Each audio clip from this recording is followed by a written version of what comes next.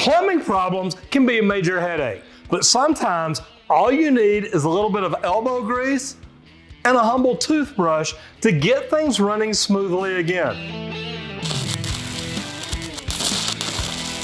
Now, to be honest, the only reason I would use a toothbrush this big, well, if maybe I was cleaning out a 6-inch or 8-inch sewer line.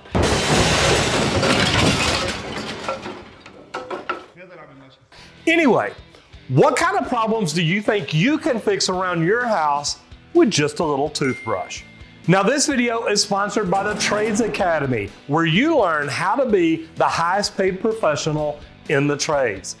Go check it out at rogerwakefield.com. First up, let's tackle a clogged sink. If you're noticing that water is draining slowly or not at all, it's likely that there's a blockage somewhere in the drain. Before you reach for harsh chemicals, try using a toothbrush to scrub away any gunk or debris that might be causing the clog. To get started, remove the stopper from your sink and locate the opening where the water drains out. That's where the stopper is. Take your toothbrush and use the bristles to scrub the inside of the drain, working your way around in a circular motion to loosen any stuck-on grime. If you're having trouble reaching the clog, you can use a pair of needle nose pliers to help reach further in and pull out any visible debris. Once you've given the drain a thorough scrub, run hot water down the drain to rinse away any remaining dirt. If the drain is still draining slowly, you may need to repeat the process a few times or try using a plunger to help remove the clog.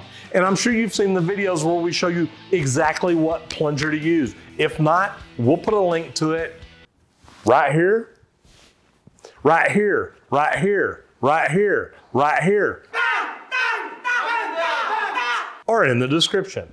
Next, let's talk about fixing a dripping faucet. Not only is a dripping faucet annoying, but it can also waste a lot of water and increase your monthly bills. Luckily, it's a problem that you can often fix with just a toothbrush and a few basic tools.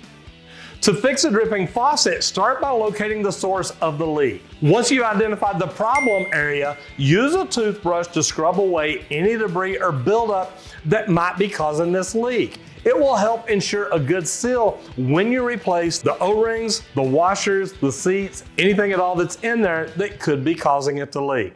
Next, use the right tool to carefully remove the O-ring, washer, seat, whatever it is you think the problem is, and then replace it with a new one. Now reach in here and feel if it feels like sandpaper, you've got a lot of calcium and magnesium buildup. This toothbrush is gonna help take care of a lot of that. Then once you get it all done, where it feels nice and smooth, all you gotta do is put it back together. And check your springs and washers, make sure they're good. I always recommend if you're gonna get in here and do all this, go ahead and replace them. Make sure to tighten everything securely, but be careful not to over tighten it. Some of these pieces are brass and you can actually strip them out fairly easy.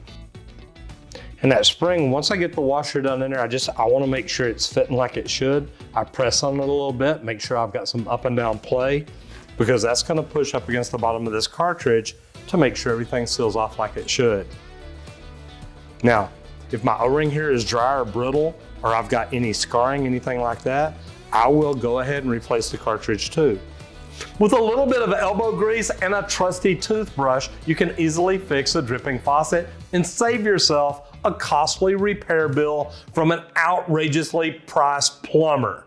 Money, please. My money. Okay, I'm joking about that part. When you turn on the valve, you're only getting a trickle out of the shower head. It might be a good time to give it a good cleaning. To improve water pressure or flow in the shower, you can start by using a toothbrush to scrub away any mineral buildup or debris that might be clogging the shower head. So watch out, dirt, because Scrub-a-Dub's coming. Now, if you see that white powdery substance on the outside of it, that's calcium and magnesium buildup. It's something you're gonna wanna get rid of. But if you've got it bad enough, this will be a great time to look at a whole house water filtration system. And again, we've made videos about that. Now, if you've got one of those shower heads that have the rubber tips, you might just be able to rub it with your hand every week or so when you take a shower, and that will move that little rubber around and all that calcium and magnesium buildup will come out. It's an easy thing to do. If you do have low flow like this, it can be a common problem if you have hard water in your area. Again, that's why the water filtration system or an anti-scale device could be great for you. First of all, use a wrench to gently remove the shower head from the pipe. Once it's off, use the toothbrush to scrub the holes of the shower head and also inside where it was connected to the pipe. There could be a buildup there on the screen. Be careful not to use force as you don't want to damage the shower head. If that's a light chrome coating on there and you scrub it really hard, you could scratch off some of that coating and really make it look bad. Another great way to remove mineral buildup is to soak the shower head overnight in a plastic bag filled with white vinegar. And to be honest, you don't even have to take it off to do that. Put vinegar in a Ziploc bag, put it up over the head, zip it, and then tape it to where it'll stay on there.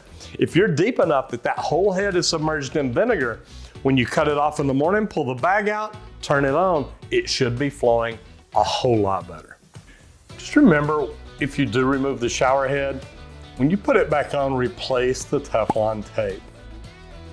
After you've scrubbed and cleaned the shower head, reattach it to the pipe and turn on the water to test the pressure. You should notice a significant improvement in water flow and pressure.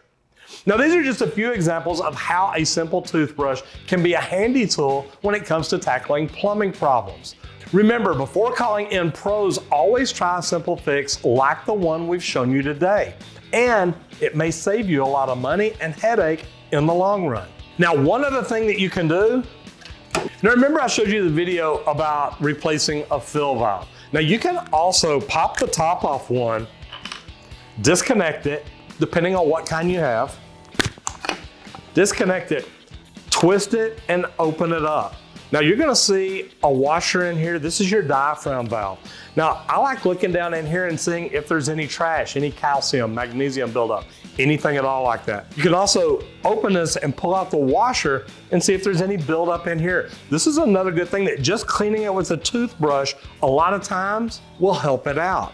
Now, where that pin goes in, it goes right in the center of this diaphragm valve. So you wanna make sure you line it up, push it back down in there, really, really good. Line it up the way it was, twist it and lock it to cover back on. And that's another easy fix. Now, did you know that something as little as a toothbrush could help you save so much money? If you love this video, you're definitely gonna love the next one. I think I'd only use this toothbrush. Damn, Randy, I got a splinter. That's right, it didn't go all the way. I got it out, I got it out.